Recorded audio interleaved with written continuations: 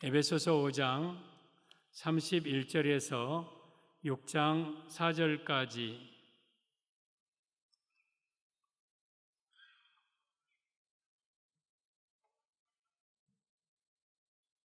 함께 말씀을 받습니다. 에베소서 5장 31절 시작. 그러므로 사람이 부모를 떠나 그의 아내와 합하여 그 둘이 한 육체가 될지니 이 비밀이 크도다. 나는 그리스도와 교회에 대하여 말하노라. 그러나 너희도 각각 자기의 아내 사랑하기를 자신같이 하고 아내도 자기 남편을 존경하라. 자녀들아, 주 안에서 너희 부모에게 순종하라. 이것이 옳으니라. 내 아버지와 어머니를 공경하라. 이것은 약속이 있는 첫 계명이니 이로써 내가 잘되고 땅에서 장수하리라. 또 아비들아, 너희 자녀를 노엽게 하지 말고 오직 주의 교훈과 훈계로 양육하라. 아멘. 오늘 제목은 행복한 가정의 모습이라는 제목으로 말씀드립니다. 잘 들으십시오. 움직이지 말고 말씀을 잘 받으시기를 바랍니다. 말씀을 믿음으로 받으면 이 말씀은 살아 활력 있는 말씀이기에 이 말씀이 여러분을 그렇게 살도록 이끌어 주십니다. 도와주십니다.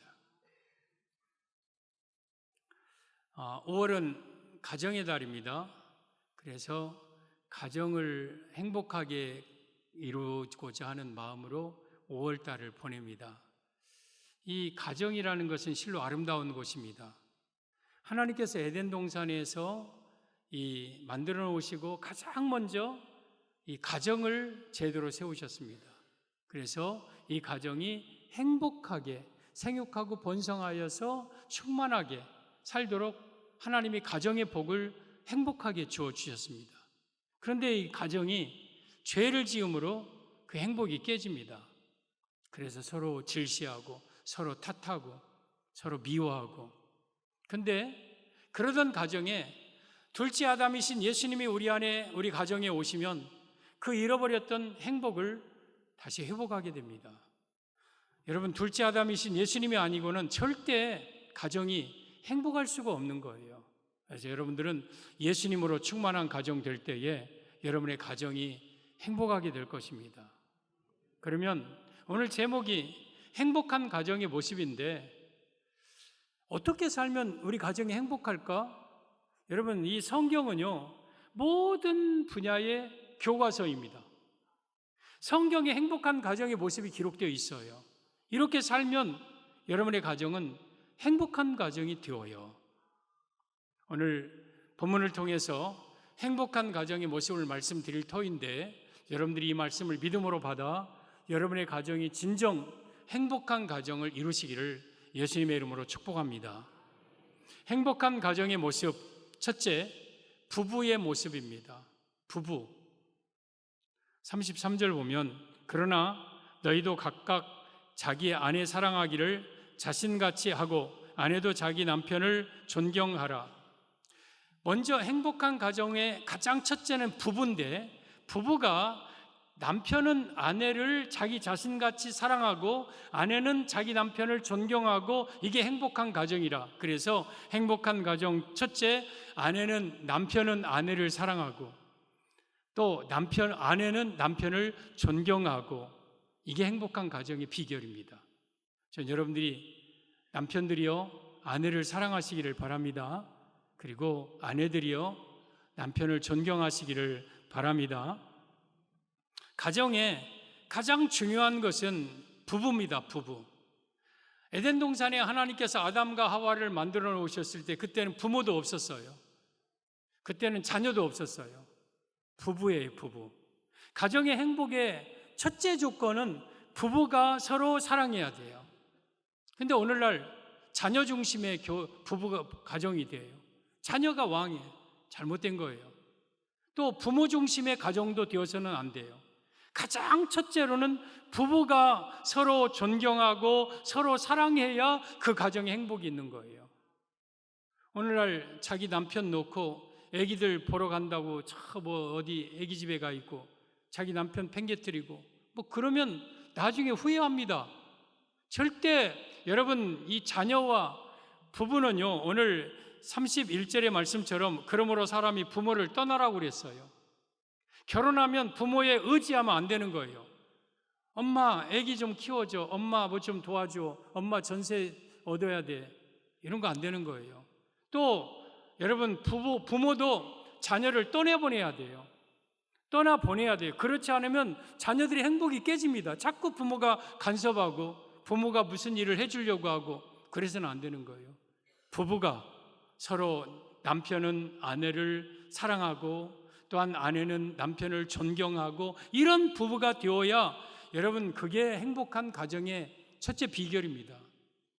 성도 여러분, 부부가 행복하게 살아야 돼요. 남편은 자기 아내를 사랑해야 돼요. 그리고 아내는 자기 남편을 존경, 더 나아가서 복종, 순종하라고 성경은 기록하고 있어요. 그래서 부부가 행복하게 살아야 돼요. 전도서 9장 9절을 보면 내 헛된 평생의 모든 날, 내 곧 하나님이 해 아래서 내게 주신 모든 헛된 날에 내가 사랑하는 아내와 함께 즐겁게 살지어다. 그것이 내가 평생에 해 아래서 수고하고 얻은 내 몫이니라. 내 평생 해 아래서 하나님이 내게 주신 몫이 뭐냐? 내 사랑하는 아내와 함께 행복하게 즐겁게 사는 거예요. 또 반대로 내 평생 나에게 주신 하나님의 분복이 뭐냐? 내 평생 사랑하는 남편과 함께 행복하게 사는 거예요. 그래서 부부가 먼저 행복해야 돼. 부부가. 성경 조항의 부부들은 행복한 부부가 되기를 바랍니다. 여기에 33절을 보면 그러나 너희도 각각 자기의 아내 사랑하기를 자신같이 하고, 여기에 여러분, 이 남편은 아내를 사랑하되 얼만큼 사랑해야 되느냐? 내 자신과 같이 사랑하라 그랬어요. 내 자신처럼. 하나님께서 아담을 먼저 만드시고 깊이 잠들게 하시고 갈빗대를 빼어서 그 갈빗대로 하와 아내를 만들어서 이제 아담에게 그 하와를 데리고 오십니다. 그러자 아담이 눈을 딱 뜨니까 기가 막힌 여인이 앞에 있는 거예요. 이 아담의 고백이 뭐라고 합니까? 이는 내 살 중에 살이요 뼈 중에 뼈다. 그러니까 내 살이다, 내 뼈다, 당신은. 그러니까 너는 나다, 그 말이에요. 한 몸이야, 한 몸. 이 고백이 아담의 고백이에요. 여러분 남편들이요, 여러분의 아내를 향한 그런 고백이 날마다 있어야 돼요. 당신은 내 뼈입니다. 당신은 내 살입니다. 그러니까 내 아내를 나 자신처럼 사랑하는 거예요. 이만큼 우리는 아내를 사랑해야 돼요. 그리고 아내는 남편을 존경하되 어떻게 존경해야 되느냐? 다시 33절 오면 그러나 너희도 각각 자기 아내 사랑하기를 자신과 같이 하고 아내도 자기 남편을 존경하라 그랬어요. 존경하라. 에베소서 5장 22절에는 아내는 남편에게 복종하라, 순종하라, 존경하라. 왜 성경은 남녀를 그렇게 차별한다요? 똑같은데 왜 남자는 사랑하고 아내는 남편에게 복종하라, 순종하라, 존경하라 한다요? 여러분, 왜 아내는 남편에게 존경해야 됩니까? 두 가지 이유가 있어요. 디모데전서 2장 12절 이하에 보면 여자가 가르치는 것과 남자를 주관한 것을 허락하지 아니하노니 오직 조용할지니라. 이게 성경입니다. 시대에 안 맞아도 성경은 영원히 불변한 거예요. 가정에서 아내가 남편을 주관하면 안 돼요. 왜냐하면 내 아내의 머리 되면 내 남편이에요. 그래서 머리가 여러분 몸을 주관하는 것이지 몸이 머리를 주관한 게 아니에요. 그래서 내 남편에 대해서 아무리 여러분 좀 부족한 부분이 있어도 남편을 존경하고 복종해야 되는데 그 두 가지 이유가, 첫째는 13절에 이는 아담이 먼저 지음을 받고 하와가 그 후며, 먼저 아담이 지음을 받아 남자가, 그리고 여자는 돕는 배필로 그 후에 지어졌어요. 여자를 만들어 놓고 남자가 돕는 배필로 지어진 게 아니라 남자를 만들어 놓고 여자가 그 후에 돕는 배필로 지어졌기 때문에 남편을 존경해야 돼요. 두 번째 이유 14절 아담이 속은 것이 아니요 여자가 속아 죄에 빠졌습니다. 에덴 동산에서 아담이 먼저 마귀에게 속아서 선악과 따먹은 게 아니라 하와가, 여자가 먼저 선악과를 따먹고 그 선악과를 남자에게 주매 그도 먹은지라. 여러분, 먼저 범죄한 게 남자가 아니라 여자예요. 그래서 하나님께서는 여자에게 형벌을 내릴 때에 해산의 고통을 주었고, 그리고 남편에게 복종하고 남편은 너를 다스린다고 그랬어요. 그래서 왜 여자가, 아내가 남편에게 존경해야 되느냐? 남편이 먼저 지음받고 나는 그의 돕는 배필로 지어졌고, 그리고 여자가 먼저 범죄했기 때문에 남편을 존경해야 돼요. 그래서 사실은요, 우리 아내들은 남편에게 미안한 마음을 가지고 살아야 돼요. 여보, 내가 범죄해서 당신도 고생 많이 하지. 잘못했어. 내가 범죄했네. 그러면 남편은 그러지. 목사님 얘기 잘 들었잖아. 남편에게 복종하고 존경하랬잖아. 그러지 말고, 아니야, 내가 미안해. 내가 잘못해서 그랬어. 그러면서 그 아내를 감싸면서, 남편은 정말 아내를 자기 자신처럼 아끼고 사랑하고 소중히 여기고, 또 아내는 자기 남편을 최고로 존경하고 최고로 귀하게 여기고, 이런 관계가 되어야 부부가 행복하고 그 가정이 행복한 거예요. 오늘 33절을 다시 보면, 그러나 너희도 각각 자기의 아내 사랑하기를 자신과 같이 하고 남편도 자기 남편을 존경하라. 여기에 남편들은 자기 아내를 사랑하라고 그랬어요. 자기 아내. 그리고 아내들은 자기 남편을 존경하라고 그랬어요. 바보 같은 남자들이 밖에서 다른 여자들한테는 헬렐레 하고 좋아하고 막 돈 막 쓰고 막 그러고, 집에 가서 아내한테는 큰 소리 치고 막, 이게 안 되는 거예요. 자기 아내에게 잘해야 돼요. 자기 아내에게. 다른 여자들에게는 좀 못해도 괜찮아요. 정말 내 몸무인 자기 아내를 정말 소중하게 여겨야 돼.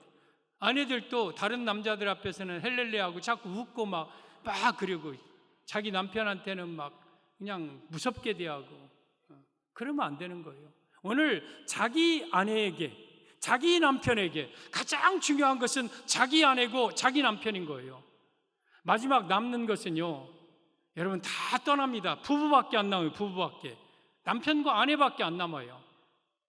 성도 여러분, 내 아내를 자기 자신과 같이 사랑하세요. 그리고 내 남편을 정말 예수님을 복종하듯이, 예수님께 복종하고 예수님을 존경하듯이 여러분들이 사랑하시기를 바라고 존경하시기를 바랍니다. 이게 행복한 가정의 비결이에요. 그러면 여기 있는 여러분들 가운데, 나는 아직 아내가 없어, 나는 아직 남편 없어, 그리고 우리 남편은 떠나버렸어, 죽어버렸어, 나는 이 말씀에 나는 해당이 안 돼, 그렇게 생각하실 분이 있어요.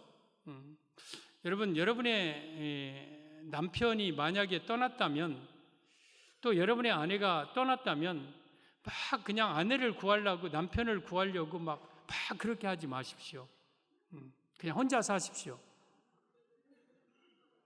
성경에 고린도전서 7장에 성경은 별것 다 기록하고 있어요. 만약에 둘이 사별했든지 이혼했든지 떨어져 있으면 그냥 혼자 사는 게 좋다. 근데 정욕을 이기지 못해서 내가 날마다 범죄하겠다. 그러면 재혼을 하되, 첫째, 믿는 사람들에게 결혼해라. 믿는 사람과. 그리고 헤어졌던 그 아내를 다시 만나라. 그러나 혼자 사는 게 좋다. 혼자 사는 것이 훨씬 더 귀한 일이다. 그래서 여러분들은 결혼하고 내 남편, 내 아내 헤어져서 혹시 죽고 산다면 그냥 혼자 사십시오. 대신 우리 남편이 계셔요. 예수님이에요. 예수님. 오늘 이 32절에 오면 이 비밀이 크도다. 나는 그리스도와 교회에 대하여 말하노라. 지금 남편과 아내에 대해서 말하면서 이걸 비밀이라고 그랬어요. 남편과 아내의 모습은 예수님과 성도의 모습. 그래서 나는 비록 내 남편, 내가 사랑할, 복종할, 존경할 남편이 없어도 우리 모두는 예수님의 신부예요. 신부. 예수님 우리의 신랑이에요. 호세아 보면 2장에 내가 내게 장가들어 영원히 살되 공의와 정의와 은총과 긍휼함으로 내게 장가들고 내게 진실함으로 내게 장가들리니, 우리 예수님이 우리에게 장가들어 오셔서 진실하게 공의롭게 정의롭게 따뜻하게 내 남편으로 살아가셔요. 그러니까 다른 남편 구하지 말고, 혹시 남편과 아내가 없으면 육적인 남편은 이렇게 살지만 영적으로 우리 예수님을 향하여서 존경하고 예수님께 복종하고, 또 예수님은 이미 내 자신과 같이 예수님은 우리를 위해서 십자가에 못 박혀 죽으신 분이기 때문에 예수님과 함께 행복하게 사시기를 바랍니다. 그래서 여러분들의 부부가 먼저 행복해야 됩니다. 우리 송정중앙의 가정의 부부들은 정말 서로 아내는 남편을 존경하고 남편은 자기 아내를 자기 자신처럼 아끼고 소중하게 여기고 사랑하고, 그런 부부가 되시기를 바랍니다. 이게 가정의 행복의 비결입니다. 행복한 가정의 모습, 둘째, 자녀의 모습입니다. 1절, 2절 보면 자녀들아 주 안에서 너희 부모에게 순종하라. 이것이 옳으니라. 내 아버지와 어머니를 공경하라. 이것은 약속이 있는 첫 계명이니. 이 말씀의 의미는 자녀는 행복한 가정의 모습, 자녀는 부모에게 효도해야 함을 의미합니다. 여기에 자녀들아 주 안에서 너희 부모에게 순종하라 그랬어요. 그리고 2절은 너희 아버지와 어머니를 공경하라고 그랬어요. 이것이 명령이에요. 그러니까 한마디로 말하면 자녀로서 부모에게 효도해야 그 가정은 행복한 가정이라는 뜻입니다. 여러분, 이 부모에게 효도하라는 계명은요, 오늘 약속이 있는 첫 계명이라고 그랬죠. 첫 계명이 뭔 계명이냐? 10계명의 10가지 계명 중에서 1에서 4는 하나님에 대한 계명이고 5에서 10은 이웃에 대한, 사람에 대한 계명인데 그 중에 첫 번째 계명이 5계명입니다. 신명기 5장 16절을 보면 이렇게 말씀하십니다. 너는 내 하나님 여호와께서 명령한 대로, 여러분 5계명 부모에게 효도하는 명령입니다. 내 부모를 공경하라. 그리하면 내 하나님 여호와가 내게 준 땅에서 내 생명이 길고 복을 누리리라. 부모에게 공경하고 부모를 효도하면 약속이 있는데, 그 약속은 하나님 여호와가 내게 준 땅이 어느 땅이에요? 가나안 땅이에요. 젖과 꿀이 흐르는 풍성한 땅에서 내 생명이 길고 오래오래 살 뿐만 아니라 건강하고 복을 누린다. 복은 나 대만이 아니라 대대로 복을 누리는 인생이 되게 한다. 누구에게? 부모에게 효도하는 자에게 주신 약속이에요, 약속. 오늘 3절에도 보면 이로써 부모에게 효도하면 내가 잘되고 땅에서 장수하리라. 잘되고 복을 누리고 장수한다. 이게 부모에게 효도하는 자들에게 주신 약속이에요. 10계명 중에 다른 계명은 약속이 없어요. 1계명 너는 나 위에 다른 신을 두지 말라. 그거 끝나요. 2계명 위로 하늘에 있는 것이나 땅에 있는 것이나 땅 아래에 있는 것이 어떤 형상이든지 만들지 말며 섬기지 말며 절하지 말라. 끝나요. 3계명 내 하나님의 이름을 망령 때 일컫지 말라 하고 끝나요. 4계명 안식일을 기억하여 거룩하게 지키라. 끝나요. 그래 6계명, 7계명, 8계명 살인하지 말라, 간음하지 말라, 도둑질하지 말라, 거짓 증거하지 말라, 내 이웃의 소유, 아내 모든 것 탐내지 말라. 그냥 끝나요. 근데 이 5계명인 부모 공경에 대해서만큼은 그리하면 내 하나님 여호와께서 내게 준 땅에서 내가 생명이 길고 복을 누리리라는 약속이 있어요. 그러니까 부모 공경에 대해서는 반드시 보상이 있어요. 보상. 대가가 있어요. 그것이 바로 우리 자녀들이 잘되고 복을 받는 거예요. 그러므로 여러분의 효도할 부모가 현재 살아계신다면 여러분들은 복을 받을 기회가 아직 있는 거예요. 그래서 부모님에게 연로하신 부모님 빨리 돌아가라고 하지 말고 오래오래 사셔요. 그래야 내가 부모님께 효도해서 내가 약속의 축복을 받죠. 그러므로 연로하신 부모님께 효도하시기를 바랍니다. 그러면 여러분에게 약속하신 대로 10계명에 약속한 복이에요. 그래서 가문이 어떤 가문이 잘 되느냐? 부모에게 효도하는 가문이 잘 되는 거예요. 이게 성경이에요, 성경. 그런데 여기에 부모에게 효도하는 데 약속이 있다면 반대로 부모에게 불효하면 그에 따르는 엄중한 심판과 형벌과 저주가 있다는 것도 알아야 돼요. 약속에는 여러분 반대적인 요소가 있어요. 그러면 부모에게 만약에 불효하면 불효하고 끝나는 게 아니라 그 가정에는, 그 자녀에게는 저주가 임합니다. 형벌이 임합니다. 율법에 신명기 21장 18절에 어느 가정에 부모에게 불효하는 자녀가 있어요. 부모의 말을 안타, 술 취하고 방탕하고 부모의 말을 거역하고 부모를 대적하고 하도 그러면 그 부모가 그 자녀를 데리고 백성의 장로들 앞에 갑니다. 가서 얘 자녀는 부모의 말을 거역하고 술 취하고 방탕하고 타락한 자녀라, 그렇게 하면 그 백성의 장로들이 결정을 해서 그 자녀를 성 밖으로 끌고 가서 모든 백성들 보는 데서 돌로 그 자녀를 쳐서 죽여요. 너는 살 가치가 없어. 부모에게 불효하면 그만큼 엄중한 무서운 형벌이 있는 거예요. 그러므로 우리는 반드시 순종해야 돼요. 그러니까 이 부모의 효도는요, 극과 극입니다. 효도하면 어마어마한 복을 받고, 불효하면 심판을 받고 저주를 받고. 잠언 30장 17절에 보면 아비를 조롱하며 어미 순종하기를 싫어하는 자의 눈은 골짜기에게 까마귀에게 쪼이고 독수리의 새끼에게 먹히리라. 부모를, 아비를 어미를 조롱하고 순종하기 싫어, 부모를 대적하고 막 거역하는 자, 그러한 자들은 저 산속에다 묶어서 버려라. 그래서 까마귀들이 까까까까 와서 막 그 눈을 다 파먹고, 독수리들이 막 와서 막 그 살을 뜯어먹고 눈을 다 파먹고 완전히 막 형체도 없이 죽여라. 이게 율법에, 이게 하나님 말씀인 거예요. 만약에 여러분들이 불효하고 부모를 함부로 하면 여러분은 죽어야 돼요. 살 가치가 없는 거예요. 그만큼 부모에게 불효하는 것은 무서운 죄예요. 그러나 반대로 부모에게 효도하면 정말 하나님께서 내게 축복의 땅에서 건강하게 생명이 길고 복을 누리고 내가 땅에서 장수하고 잘되고 복을 받고 대대우선이 복을 받는 것. 그러므로 여러분들에게, 여러분 자녀로서 반드시 부모에게 효도해야 합니다. 우리 예수님은 사실은 마리아와 요셉이 부모가 아니죠. 예수님은 하나님의 아들이시고, 그러나 인간의 몸으로 오셔야 되기 때문에 여자의 몸에서 태어나는데 남자와 같이 잠을 자서 태어나면 예수님도 원죄가 있는 죄인이기 때문에 죄를 용서할 수가 없어.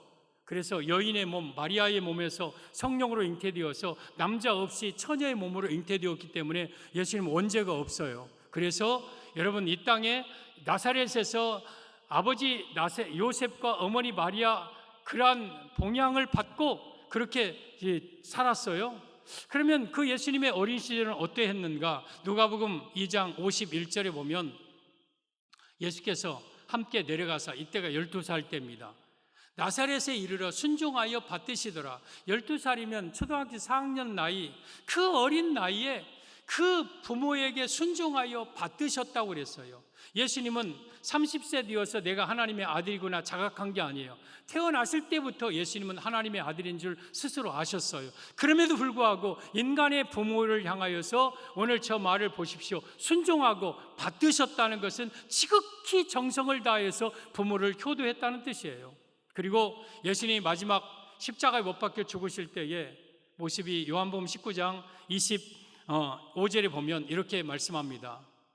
예수의 십자가 곁에는 그의 어머니와 이모와 글로바의 아내 마리아와 막달라 마리아가 지금 예수님께서 골고다에서 십자가에 못 박혀 죽으실 때에 그 밑에 있던 여인들이에요. 그의 어머니 마리아도 거기에 있었어요. 26절, 예수께서 자기 어머니와 사랑하시는 제자 요한입니다. 사도 요한 곁에 서 있는 것을 보시고 자기 어머니에게 말씀하시되 여자여 보소서 아들이니이다.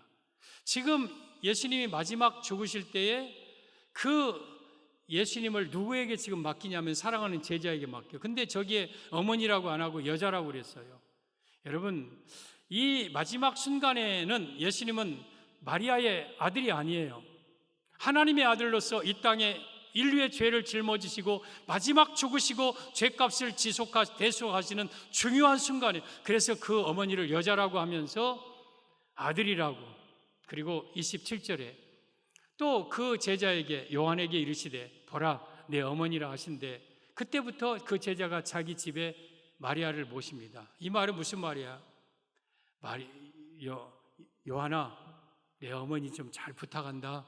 그리고 여자여 이제부터는 저 요한을 좀 잘 요한의 보호를 받고 봉양을 받으소서 하고 자기 어머니 마지막 부탁하고 십자가에 죽으셔. 그러니까 예수님은 어려서부터 마지막까지 그 부모에 대한 인간적인 효심이요 지극했어요. 이거 모든 것은 요한복음 13장 35절의 말씀처럼 내가 너에게 이렇게 행한 것은 내가 너에게 본을 끼쳐 너희로 그 자취를 따라오게 하려 하심이라. 본을 보이기 위해서 예수님이 부모에게 효도하신 모습을 보여준 거예요. 우리 성도 여러분, 부모에게 효도하시기를 바랍니다. 오늘 1절, 2절 다시 보면 자녀들아 주 안에서 너희 부모에게 순종하라. 이것이 옳으니라. 내 아버지와 어머니를 공경하라. 이것이 약속 있는 첫 계명이다. 주 안에서라는 말이 나옵니다. 부모에게 효도하지만 주 안에서 효도해야 돼요. 우리 부모님이 신앙생활을 안 하셔. 야, 오늘 이 시제 지내러 가자. 그러면 주일날 시제 지내러 가야 됩니까? 야, 오늘 우리 친구 누구 어디 친척집에 가자. 그러면 주일날 부모에게 효도하니까 무조건 부모님 말 따라서 교회에 빠지고 가야 됩니까? 그건 아닌 거예요. 부모 이전에 예수님이 계신 거예요. 예수님.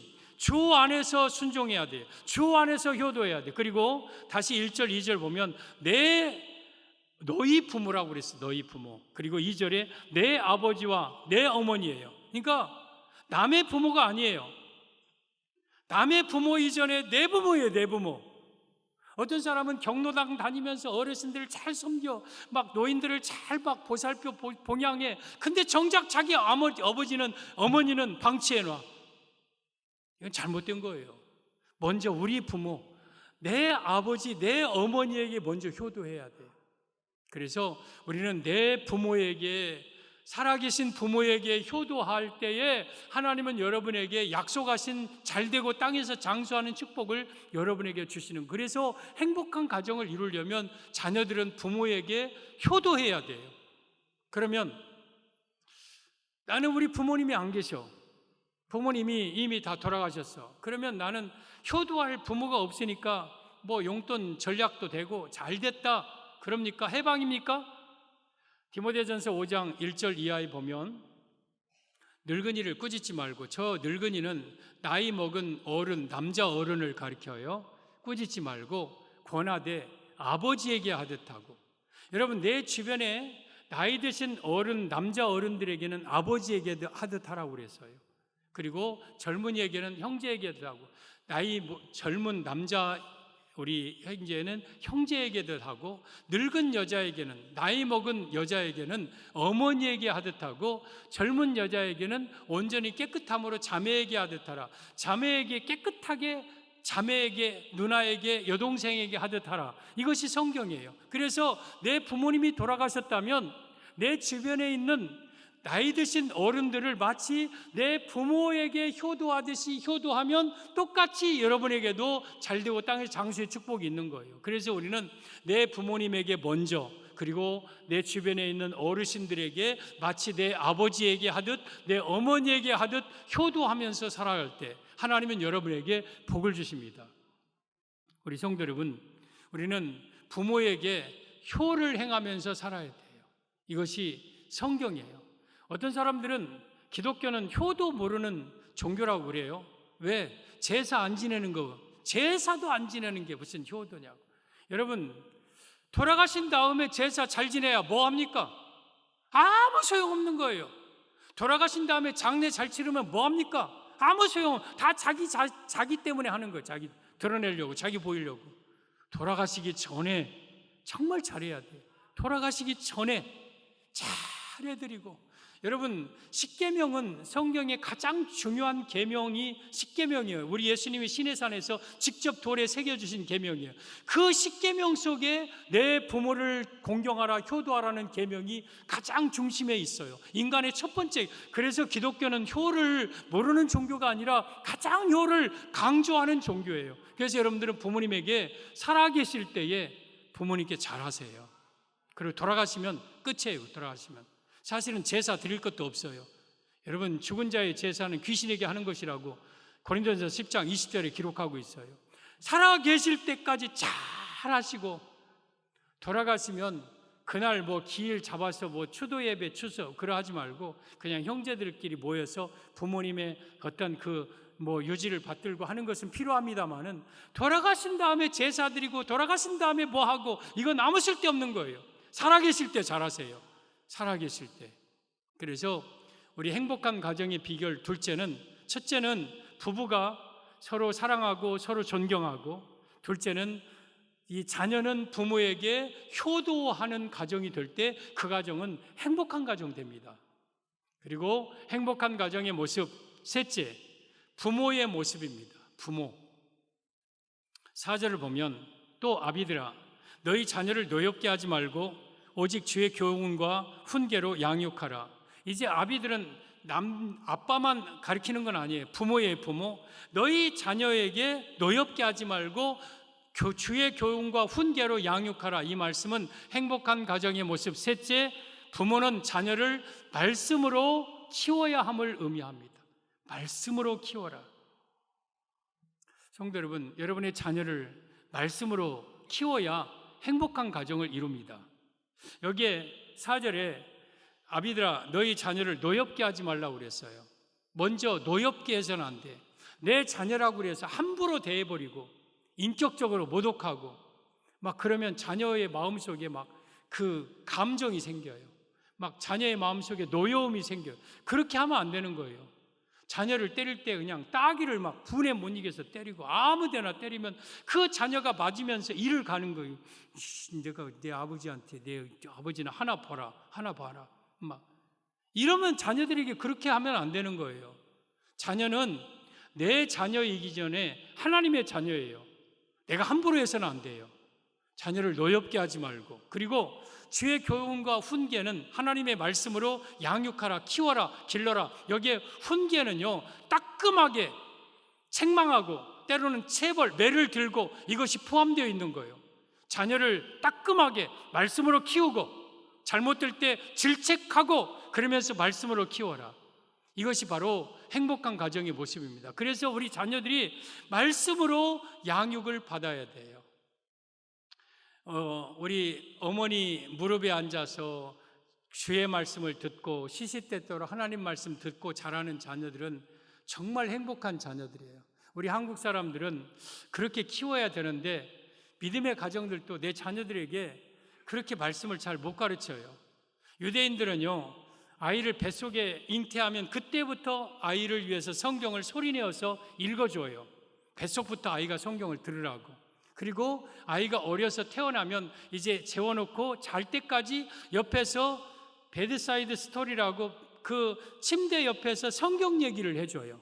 아이한테 성경을 읽어주고 성경 얘기를 해주고, 그리고 아이가 이제 글을 읽으면 그때부터 성경을 읽게 만들어요.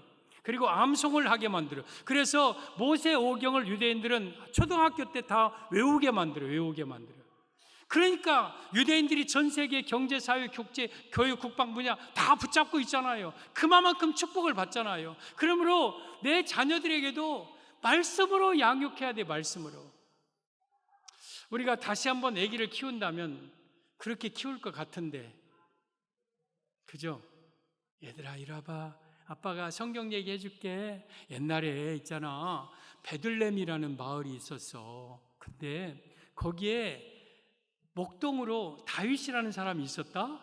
그런데 그 다윗이 얼마나 하나님을 사랑하고 하나님을 막 했는지 몰라. 그런데 그 나라에 전쟁이 왔어. 그래서 다윗이 물맷돌을 가지고 붕붕붕붕 골리앗을 막 죽이고 막 이런 얘기를 실감나게 아이들한테 해주면서 자연스럽게 성경의 전반적인 것을 아이들한테 가르칠 텐데, 그런 자녀들이 이미 다 떠났잖아요. 우리 곁에 다 떠났잖아요. 근데 지금부터라도 내 자녀들에게 할 수 있는 한, 여러분들은 어린 자녀들을 둔 우리 어른들은 꼭 말씀 가르치세요. 말씀 가르치고, 그리고 내가 말씀을 가르치기가 그렇지 않으면 그 자녀를 교회로 데리고 오세요.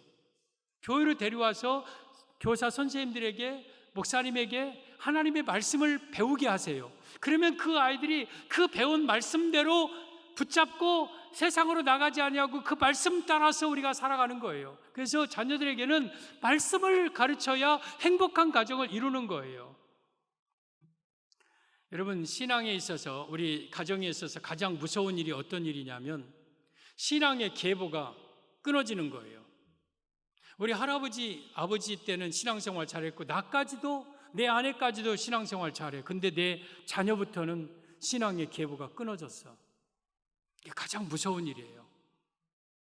우리 사사시대의 모습인데 사사기 2장 6절 이하에 보면, 전에 이 여호수아가 백성을 보내매 이스라엘 자손이 각기 그들의 기업으로 가서 땅을 차지해요. 지금 여호수아가 가나안 땅을 분배하는 그러한 내용입니다. 그리고 7절, 백성이 여호수아가 사는 동안과 여호수아 뒤에 생존한 장로들 곧 여호와께서 이스라엘을 위하여 행하신 모든 큰 일을 본 자들이 사는 날 동안에 여호와를 섬겼더라. 여호수아가 살아있을 때나 여호수아 뒤에 생존한 장로들, 즉 하나님이 이스라엘을 사랑하시고 역사하신 그 행위를 눈으로 본 자들, 막 요단강이 갈라지고 여리고가 무너지고 막 만나를 내리시고 막 이런 것들을 눈으로 본 자들이 사는 날 동안은 이스라엘이 하나님을 섬겼어요.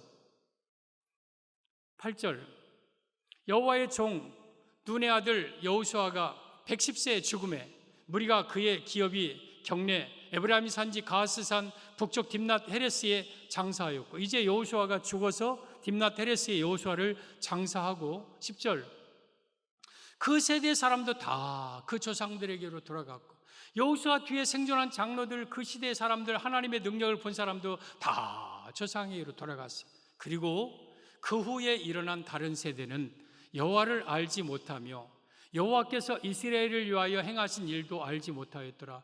이제 다 죽고 그 후에 일어난 후 세대들은 여호와를 알지 못하며 여호와께서 이스라엘을 위하여서 행하신 일도 알지 못하는 백성이 되어요.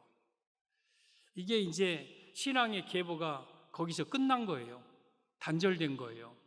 그러니까 이 이스라엘이 어떻게 됩니까? 11절 이하에 보면 이스라엘 자손이 여호와의 목전에 악을 행하여 바알들을 섬기, 이제는 악을 행하고 바알을 섬깁니다. 12절, 애굽 땅에서 그들을 인도하여 내신 그들의 조상들의 하나님 여호와를 버리고 다른 신들 곧 그들의 주위에 있는 백성의 신들을 따라 그들에게 절하며 여호와를 진노하시게 하였으되, 이제 하나님 버리고 자기 마음대로 다른 신들을 섬겨 하나님을 진노하게 하였습니다. 13절, 곧 그들이 여호와를 버리고 바알과 아스다롯을 섬겼으므로, 14절, 여호와께서 이스라엘에게 진노하사 노략하는 자의 손에 넘겨주사 그들이 노략을 당하게 하시며 또 주위에 있는 모든 대적의 손에 팔아 넘기심에 그들이 다시는 대적을 당하지 못하였습니다. 이제는 하나님이 진노하여서 이제 이스라엘을 노략하는 자의 손에 넘겨주고 노략당하게 만들고 대적들에게 팔아 넘기시고 대적을 당하지 못하도록 미약한 나라가 되게 하고, 15절, 그들이 어디로 가든지 여호와의 손이 그들에게 재앙을 내리시니 곧 여호와께서 말씀하신 것과 같고 여호와께서 그들에게 맹세하신 것과 같아서 그들의 괴로움이 심하였더라. 그들이 어느 곳에 가든지 하나님의 재앙을 내려서 괴로움을 당하는 백성이 되었다. 여러분, 왜 사사시대에 이스라엘이 저처럼 미약한 나라가 되고 재앙당하고 괴로움을 받는 나라가 됩니까? 신앙 전수가 실패되었어요. 여호수아 뒤에 생존한 장로들, 그리고 그의 자녀들, 그의 후손들, 이렇게 신앙이 대대로 계승되어 오면 저들이 여호와 안 버리고 우상을 안 섬길 텐데, 신앙의 계보가 끊어지니까 그들이 마음대로 우상 섬기고 죄악을 저질러 하나님의 재앙을 불러일으키고 괴로움을 당하고 어디로 가든지 재앙을 만나는 민족이 되어요. 신앙의 계승이 잘못된 거예요. 우리 이스라엘 백성들이 자녀들에게, 얘들아, 너희들은 하나님 모르지, 하나님 능력 체험 안 했지. 그런데 우리 백성이 애굽에서 나올 때 이러이러한 체험, 홍해가 갈라지고 막 만나가 내리고, 그리고 또한 요단강이 갈라지고 여리고성이 무너지고 막 이런 일들, 막 그러니 너희들 하나님 잘 섬겨야 돼. 그러면 아빠 알았어, 얘들아 너희들 잘 섬겨라, 우리 하나님 민족이 돼야 돼 우리는. 그러면서 대대로 그것이 신앙의 계보가 이어져야 되는데 이스라엘의 신앙의 계보가 끊어지니까 이스라엘이 가장 비참한 나라가 되어요. 이건 인간과 우리와 똑같은 문제예요. 여러분까지 신앙생활 잘하고 여러분의 후대가 신앙생활 못하면 그들에게 하나님의 재앙을 내릴 수밖에 없고 그들은 하나님의 진노를 당할 수밖에 없는 거예요. 그러므로 여러분들은 여러분의 자녀들을 말씀으로 키워야 되고 말씀으로 양육하여 신앙의 계보가 그대로 이어지는, 더 나아가서 신앙의 명문 가문, 빛나는 믿음의 가문을 이루어야 여러분의 가정이 축복된, 계속 계승되어서 나가는 거예요. 요엘서 1장 3절에 오면 너희는 이 일을 너희 자녀에게 말하고 너희 자녀는 자기 자녀에게 말하고 그 자녀는 후시대에 말할 것이니라. 팥종이, 메뚜기, 황충, 느치, 이스라엘의 재앙 만난 일을 너는 내 자녀에게 말해라. 그리고 그 자녀는 자기 자녀에게 말하고 그 자녀는 후시대에 계속 말해라. 신앙의 계보를 이어라. 사랑하는 성도 여러분, 우리는 행복한 가정을 이루려면요, 내 자녀에게 말씀으로 가르쳐야 돼요. 말씀으로 양육하고, 그리고 교회에 나와서 이 아이들이 말씀으로 어려서부터 말씀으로 양육받게 하면 그 기록된, 그 마음에 심어진 말씀이 그들을 지켜줘요. 그들을 보호해줘요. 그래서 우리는 행복한 가정을 이루려면 부모는 자녀를 말씀으로 길러야 돼요. 말씀으로. 신명기 6장 4절에 보면 이스라엘아 들으라. 너희 하나님 여호와는 오직 유일한 너희 하나님이시니 너는 마음을 다하고 뜻을 다하여 힘을 다하여 너희 하나님을 사랑하라. 또 오늘 내가 네게 명령하는 이 말씀을 너는 내 자녀에게 내 마음에 새기고 내 자녀에게 부지런히 가르치며 집에 앉았을 때든지 길을 행할 때든지 누울 때든지 일어날 때든지 너는 이 말씀을 강론하며 너는 또 그것을 내 손목에 메어 기호를 삼고 미간에 붙여 표를 삼고 또 내 집 문설주와 바깥문에 기록할지니라. 이 말씀은 무슨 말입니까? 하나님을 사랑하고 그 하나님께서 내게 주신 말씀을 먼저 내가 내 마음에 새기고 이 말씀을 내 자녀에게 부지런히 가르쳐라. 그리고 길을 행할 때도 내 자녀 손잡고 말씀을 가르치고, 또 집에 앉아 있을 때도 자녀를 옆에 앉혀놓고 가르치고, 누워 있을 때도 내 손자 옆에다 뉘어놓고 말씀 가르치고, 일어날 때도 내 말씀 가르치고, 내 문설주와 바깥문에 기록하여 내 아이들이, 자녀들이 눈을 뜨면 다 말씀을 막 보게 하고 듣게 하고. 제가 신방을 다니면서 그런 말을 차마 하고 싶어도 못하는 말이 있어요. 새로 아파트 리모델링해서 때로는 사서 들어가서 이제 신방 예배를 드린다고 목사를 초청해서 가서 예배를 드리는데 아무리 둘러봐도 믿는 냄새가 안 나. 성경 한 구절 안 붙여 있어. 뭐 믿는 그림 하나 없어. 그러면 마음속으로 집은 좋은데 예수 믿는 냄새가 안 나는구나, 그 생각이 들 때가 있어요. 못 박는 게 아까워서 잘 못 박는지 어쩐지 모르지만 요즘 못 안 박아도요, 기독교 백화점 가면요 성구 많이 있고, 그리고 내가 손수 타이핑해서 아니면 문에다가 화장대에다가 화장실에다가 곳곳에다가 내 자녀들이 말씀 속에서 살도록 내 집 문설주와 바깥문에 기록하고 손목에 메어 기호를 삼고 미간에 모든 온통 말씀 속에 쌓여 살면 신명기 6장 10절에 내가 건축하지 아니한 아름다고 크고 아름다운 성읍을 얻게 하시고 내가 채우지 아니한 아름다운 물건이 가득한 집을 얻게 하시고 내가 파지 아니한 우물을 얻게 하시고 내가 심지 아니한 포도원과 감람나무를 얻게 하사 너로 배불리 먹게 하시리라. 한마디로 말하면 하나님의 말씀을 쌓여서 말씀을 중심으로 말씀을 가르치고 살아가면 우리 가정이 배부르게 먹게 된다. 영원히 복을 누리게 된다. 그래서 우리는 내 자녀들에게 말씀을 가르쳐야 돼요. 그리고 여러분 스스로도 말씀을 스스로 가르치세요. 여러분 내 자녀들에게 하는 부모의 1000마디 100마디 말보다 하나님 말씀 한 구절이 더 커요. 자녀에게 야, 너 이리 와 앉아봐라. 너 그렇게 살면 되겠느냐? 늦게 오면 되겠느냐? 너 요즘 사는 것이 왜 그러냐? 너 몸에서 담배 냄새 난다. 너 어디 갔다 왔느냐? 막 그런 거 하는 것보다 하나님 말씀 한 구절을 아이들한테 가르치는 게 더 커요. 더 커. 그 말씀이 아이들을 살리는 거예요. 그래서 우리는 하나님 말씀으로 내 자녀들을 키워야 돼요.